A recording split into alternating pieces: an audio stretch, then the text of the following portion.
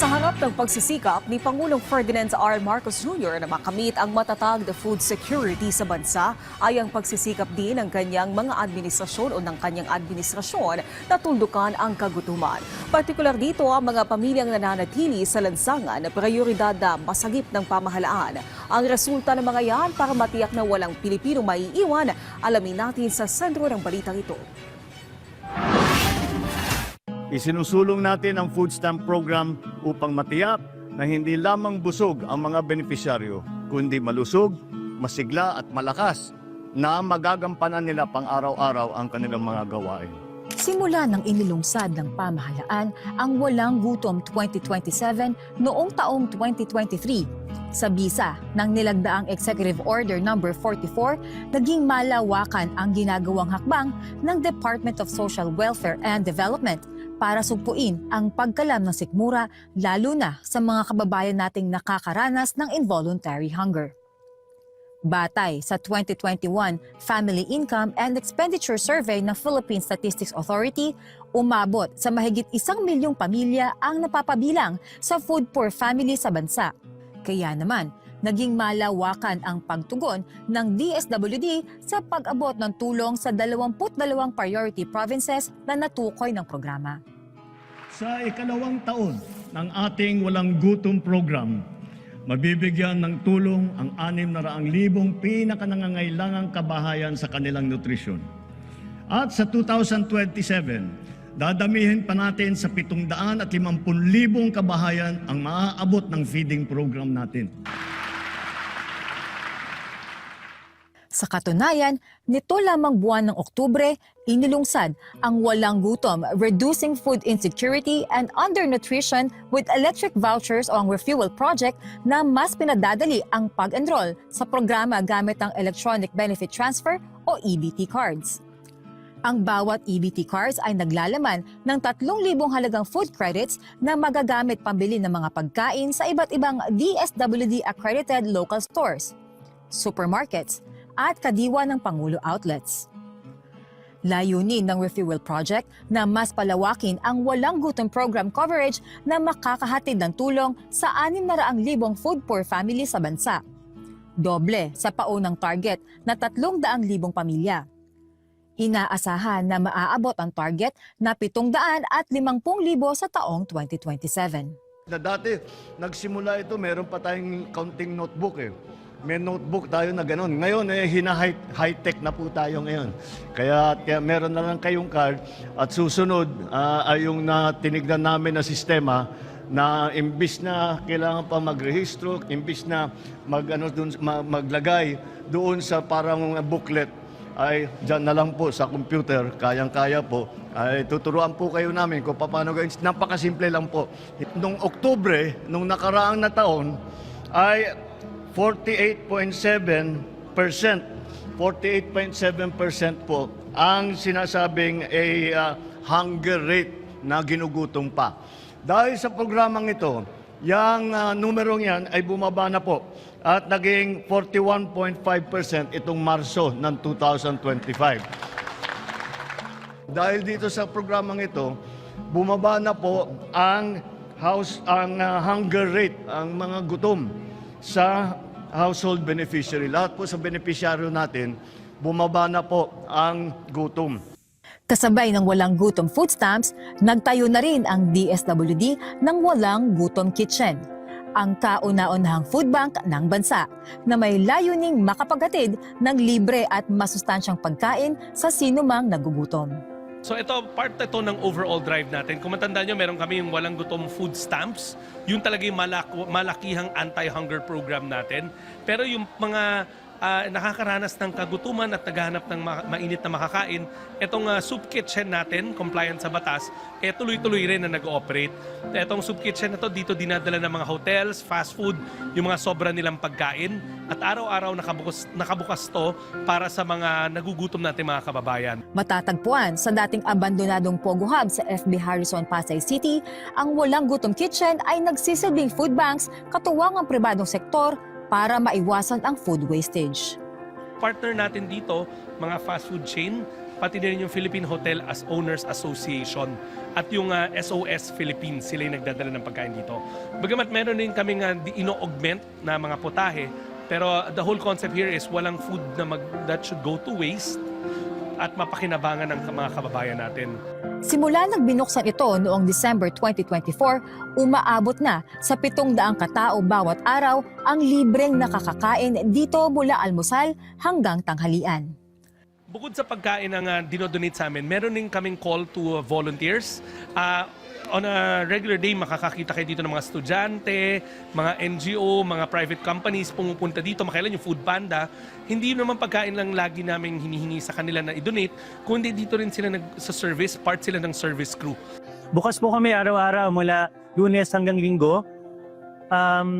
Kami po ay nagsaserve tuwing breakfast at lunch. Para po sa breakfast, kami po ay nagbubukas simula alas 6 ng umaga hanggang alas 10 ng umaga.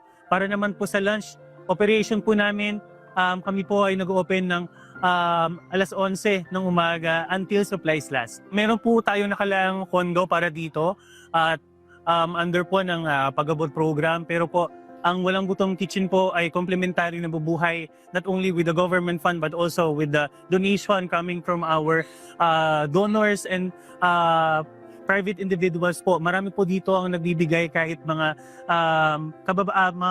makapitbahayanan or mga pamilya na nakikita nila ang esensya or halaga ng Walang Gutom Kitchen. Nagpapasalamat kami sa DSWD. Nagkaroon sila ng programa na Walang Gutom Kitchen. Kasi ito malaking tulong sa kanila na kahit papaano, kahit sila nasa lansangan, hindi sila gutom. Kasi mayroong umaga, mayroong tanghali. Magandang programa na makakatulong talaga sa mga taong nasa labas. Yung wala talaga, mga homeless talaga. Magpasalamat tayo kay TBBM dahil nagkaroon ng programa para sa mga taong nasa street na walang naiuwi, walang inuuwian, walang kinakainan, walang makain. Pero may solusyon silang nagawa para sa mga taong ito. Kaya maraming salamat TBBM. Malaking tulong. Ay, sus, ang salamat nga eh. Masarap ang pagkain nila kaya. Ayos na ayos sa akin, lalo pag may gulay, may gulay sila, tsaka yung kanin nila, masarap. Masarap, wala akong masabi. Ngayon, magmula nung nagkaroon nitong ganitong programa, araw-araw, halos mandaming tao po dito. Isa na po ako doon, umaga, tanghali. Dito kami kumakain. Tulong naman ng Panginoon at kakanay ng programa ni Presidente, pataga naman napakalaking bagay ito. Tulong na para sa amin. Kasi kahit paano, yung gutom, yung hirap, yung bigat, yung kalooban, ay paano pag nandito ka nababawasan, nakapag-relax ka, katulad so. Paano Pangulo, maraming salamat po sa inyo, sa inyong tulong, at sana tuloy-tuloy po ang programang ito sapagkat marami po talaga nakikinabang na katulad naming mahihirap na Pilipino. Salamat din po sa mga workers dito, sa DSWD, sa inyo po walang sawa na paggabay po sa amin araw-araw. Kayo po ang naghahanda para sa pagkain namin dito. Maraming salamat po sa inyo.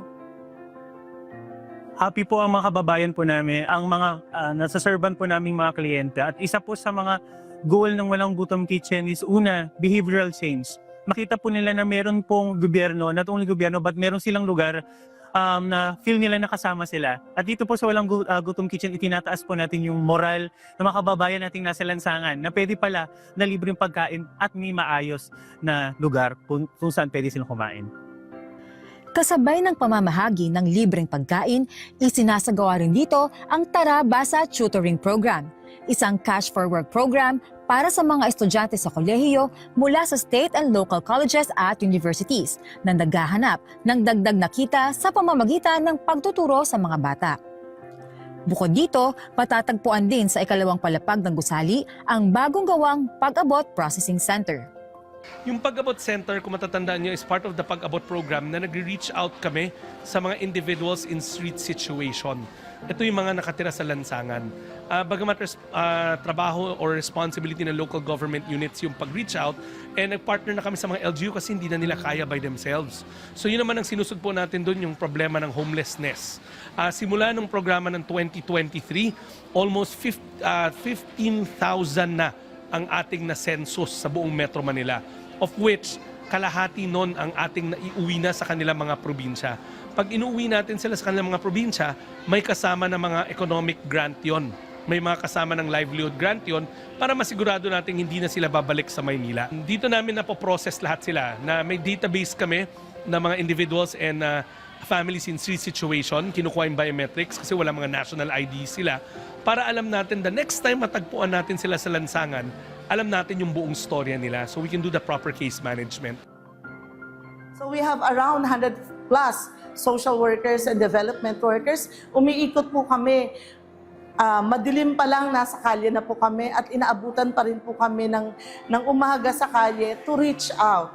No? We reach them at meron po kaming mantra, pwedeng kulitin, bawal pilitin. So kung ma-reach out na po sila, dinadala po dito sa bagong inaugurated na processing center at dito po ay ini-interview, nagkakaroon po ng malawak na panayam sa kanila. Yung Pag-abot Processing Center ay isang safe place, no? Safe area where they can feel at home. Parte na ginagawang pagproseso ang pagkakaroon ng IDs na hindi lamang magsisilbing kanilang pagkakakilanlan, kundi magsisilbing kanilang case records sa binubuong database ng DSWD Pag-abot Program. At next time around, kung halimbawa, bumalik po sila, hindi po natin isinisisi ang pagbalik sa social worker o sa kanila. Marapat, kailangan natin silang kausapan muli. Baka meron pang kakulangan sa intervention o sa kanilang serbisyo na kailangan nating pag-usapan muli. Para naman po sa mga kapatid nating Pilipino na may uuwian except that hindi nila alam kung nasaan yung mga pamilya nila na displaced, tumutulong po ang mga social workers. They stay here for quite a time habang hinahanap po namin yung mga kapamilya nila. Katunayan, sa ikalawang pagbisita ng Pangulo sa Walang Gutom Kitchen kamakailan para maghatid ng konting kasiyahan sa darating na Kapaskuhan, kanyang nakilala ang mga grupo ng AITA na naabutan ng tulong mula sa Pag-abot Program. Kagabi, meron tayong mga AITA communities na natagpuan na bumaba sa monumento. Na iuwi na namin yung kalahati, but yung mga 50 katao na sa taas pa, they're due to go home or iuwi namin sila in the next couple of days bago magpasko. Also, kung matatandaan nyo rin, mga early part ng December, pumunta kami ng presidente sa Zamboanga, namigay tayo ng mga bangka sa mga Badjao communities. Part rin yun ng mga communities na kinakausap natin na ano ba ang dapat namin gawin para hindi na sila lumuwas sa Metro Manila, mamalimos at ma-exploit pa sa mga lansangan. Proactively yung programa tries to give economic or livelihood grants sa kanilang mga komunidad. Kalabaw sa mga AITA, bangka sa mga Sama Badjao. Yan po talagang request namin para kahit paano ay kahit na naghihirap, ito ay makakagaan sa aming pamumuhay sa bundok para kung ano man yung naitanim namin sa bundok ay kayang-kaya na namin pong ibaba sa bayan dahil may karton na po kami at may kalabaw na. Talaga pangangatawanan ko na po yung nasabi ko doon para sa halip po ay mabawasan naman yung problema ng mga sa gobyerno natin na wala na po yung ibang nagpalabas-labas dyan ng mga kulot. Kaya nga po naghihingi kami ng kalabaw at ay binigay naman po sa amin para yung naipangako namin dapat pangatawanan namin po talaga yun. Maraming salamat po Presidenteng Bongbong Marcos sa tulong po na naibigay niyo sa amin mga AITA. Ito po ay talagang malaking tulong sa amin para sa amin po mga AITA sa bundok dahil ito po ay malaking bagay sa amin na may magkaroon po kami ng kalabaw. Maraming salamat po, Ginoong Pangulo. Malaki po tulong sa amin na kami ang natulungan na pilit sa programa na ito. Mahirap talaga po kapag yung bangka namin yung luma na po nakatatakot po pumunta sa laod kasi yung mga bangka namin po yung mastic na lang sa pinturang bumubuhay sa bangka namin. Pero delikado na po i-loud sa malayo. Salamat po sa ating mga Pangulo kay President po Marcos, saka Secretary Gatchalian at sa lahat po na bumuo ng DSWD po. Maraming salamat. This December, we're opening a processing center for Pag-abot in Region 4A and in Region 3. in Pampanga, and I just can't recall na saan yun sa 4A.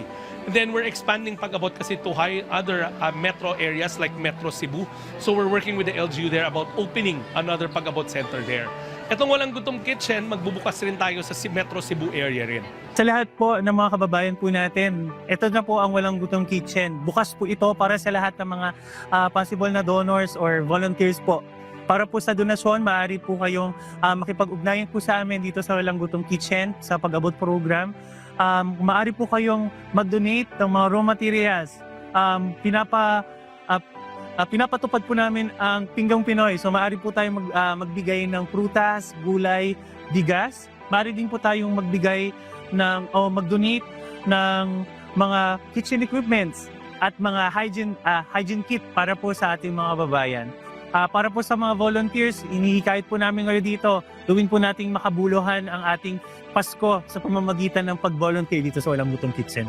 Nakikita niyo naman, Secretary, our Undersecretary, and our directors even goes to the streets any time of the day, even night. Sumasama talaga siya to really feel the environment, feel the population of this FISS, at makita niya talaga the real life. Ito talaga yung totoong buhay na the angels in red vest are not giving anything, but we are giving hope. And a hope that is truly and truthfully shared by everyone po. Not only the government, but the entire team of the Pag-abot. Ngumiti lang po yung mga yan, okay nang pagod namin. May tamang paraan ng pagtulong nitong Kapaskuhan. Marami sa atin natitempt na mag-abot sa lansangan. Wala naman masama doon, pero may mas magandang pamamaraan.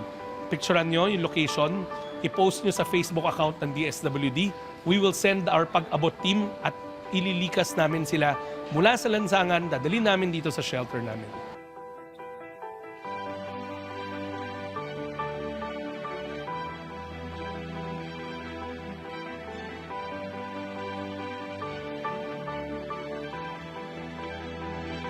Pagkain sa mesa, malasakit sa bawat Pilipino at serbisyong ramdam ang tunay na pagkalinga.